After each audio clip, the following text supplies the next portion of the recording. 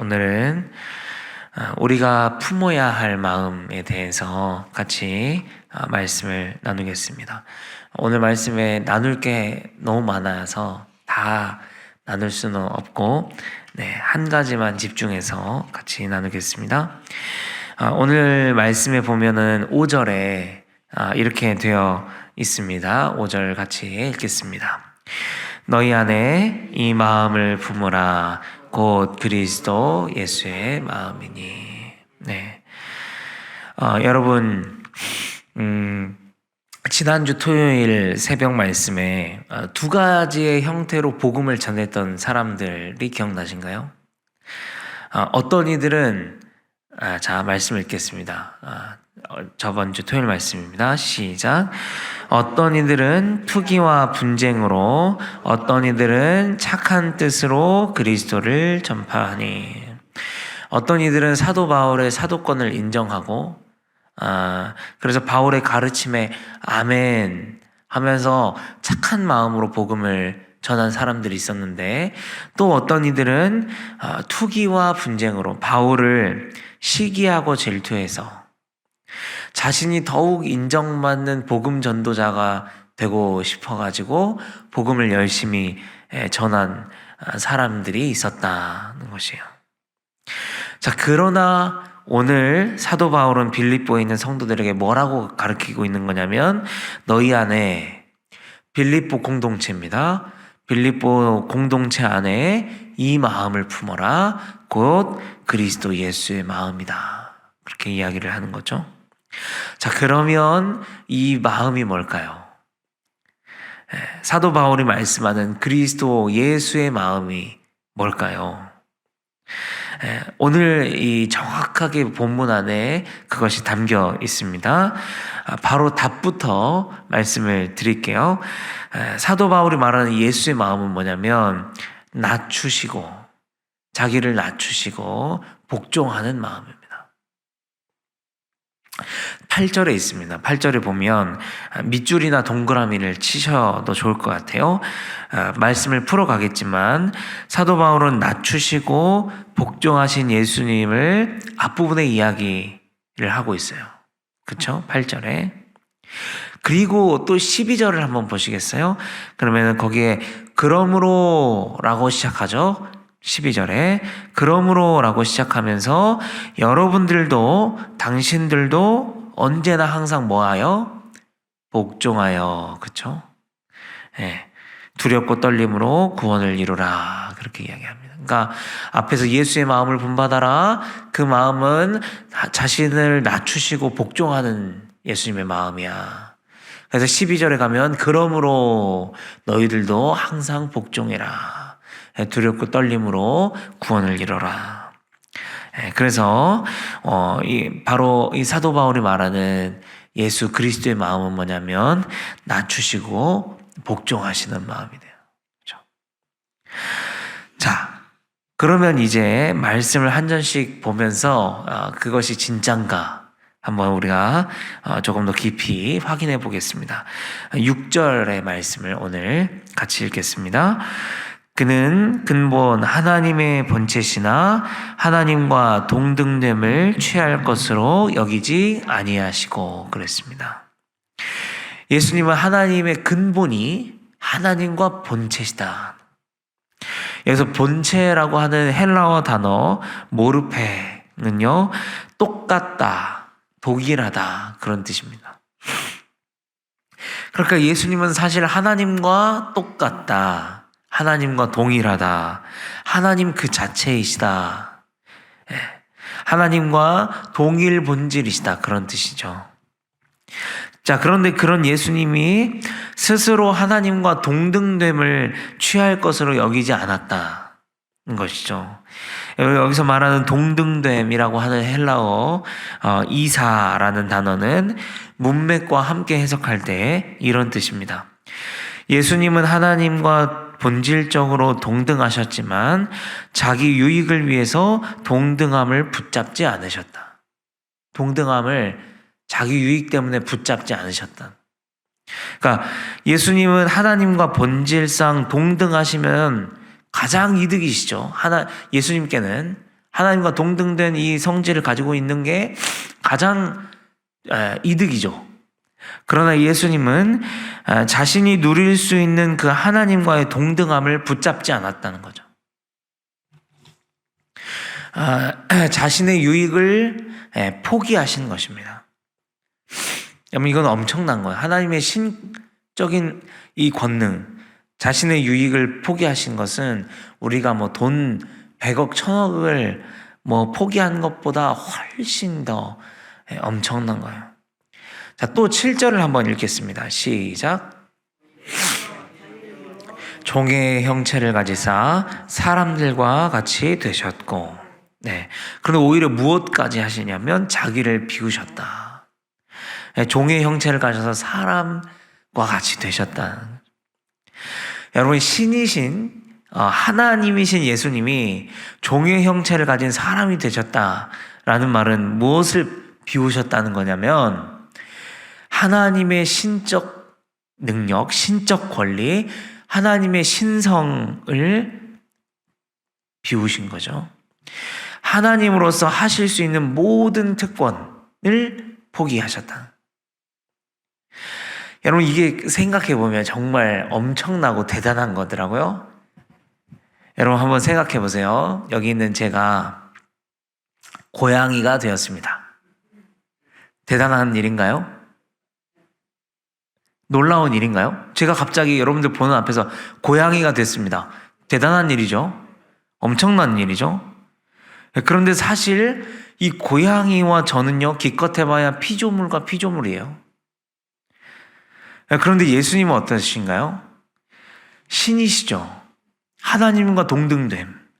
그 창조주께서 그 모든 신적 권능과 특권을 다 비우고 뭐처럼 됐냐면 피조물처럼 변했다. 여러분, 창조주가 피조물처럼 변한다. 이거 엄청난 거죠. 네. 감히 상상이 가지 않는 일입니다. 여러분, 그래서 이것을 사도 바울이 8절에 우리 언어로 이렇게 표현을 했습니다. 읽겠습니다. 시작. 사람의 모양으로 나타나사 자기를 낮추시고 죽기까지 복종하셨으니 곧 십자가에 죽으심이라. 자기를 낮추셨다는 거예요. 여러분, 그 낮추심이 어디까지 갔냐면 십자가에서 죽으심으로. 도대체 얼마나 낮아지신 건가요? 더 이상 낮아질 곳도 없을 만큼 낮아지신 거죠. 바로 저와 우리 성도님들을 구원하시기 위해서 사랑하시기 때문에 그렇습니다. 바로 이 마음이에요.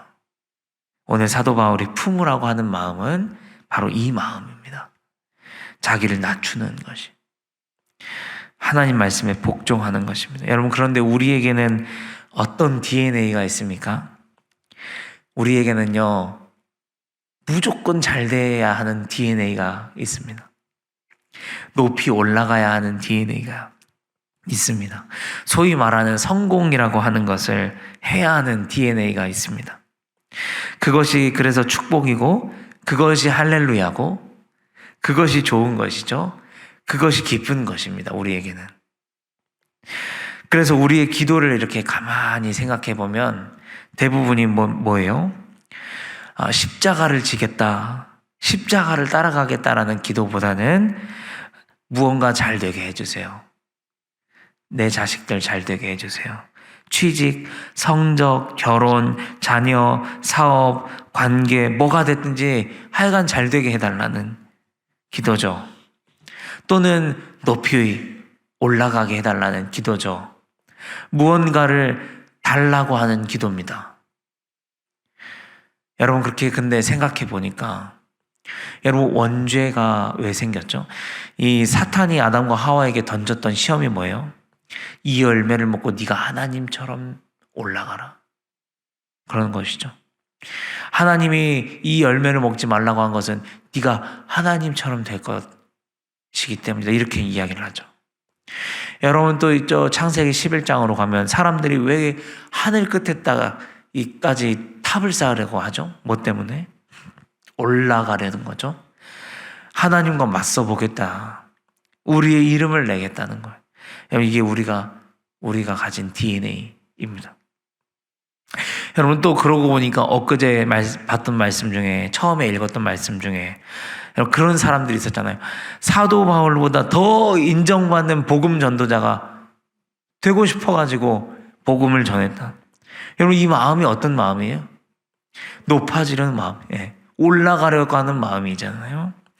바울의 고개를 젓는 거죠.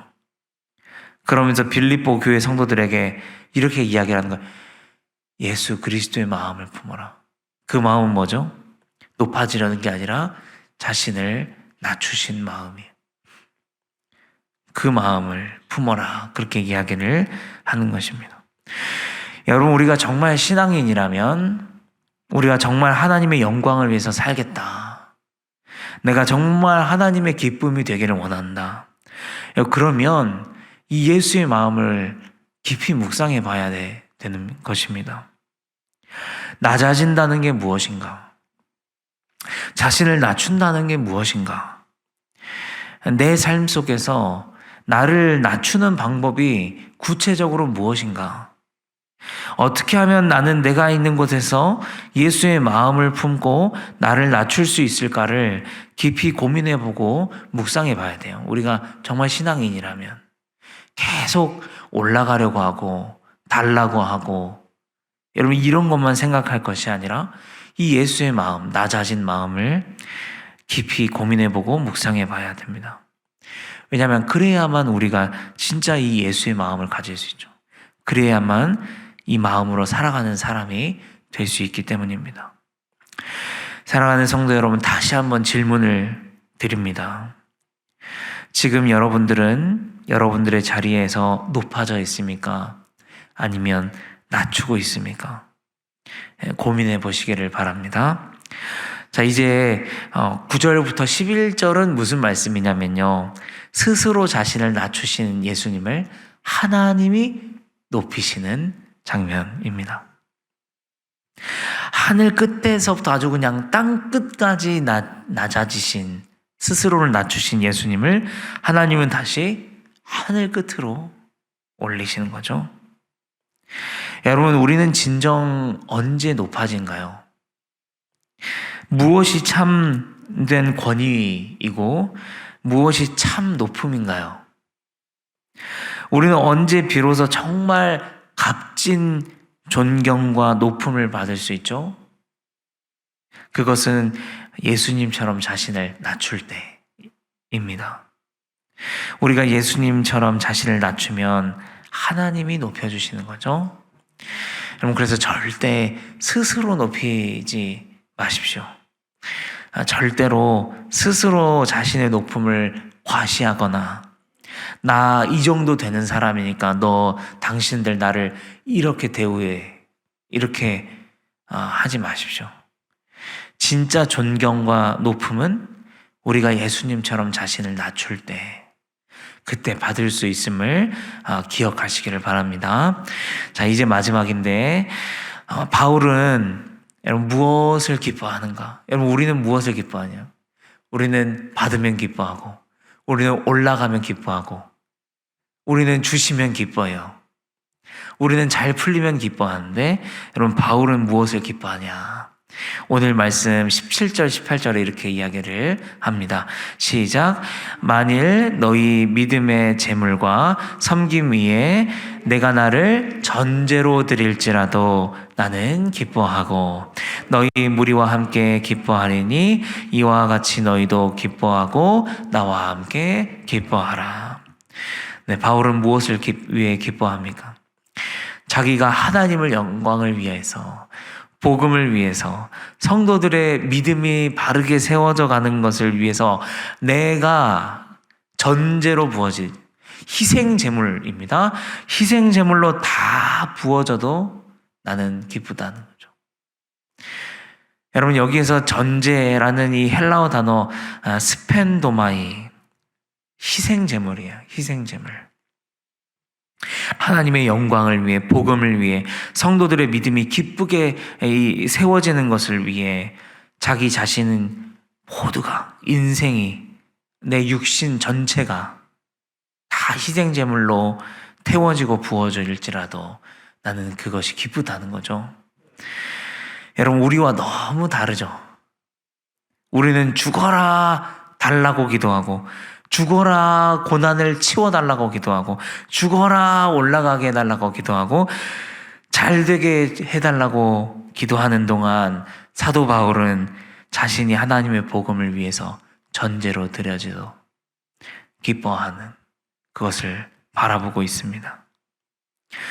우리는 위로 올라가는 것에만 기뻐하지만 바울은 전제로 희생하는 것에 기뻐합니다. 여러분, 우리는 진정 그리스도 예수의 마음에 대해서 다시 한번 생각해 보아야 합니다. 자신을 낮추신 예수 그리스도의 마음을 묵상하는 하루가 되면 좋겠습니다. 그리고 그 마음을 본받을 수 있는 저와 우리 성도님들이 되시기를 축복합니다. 기도하시겠습니다. 아버지 하나님, 우리가 어떻게 신앙생활하고 있는지 한번 돌아보게 하여 주셔서 감사합니다. 다시 한번 자신을 낮추신 그리고 복종하신 예수 그리스도의 마음을 우리가 깊이 생각해보고 묵상하게 하여 주시옵소서.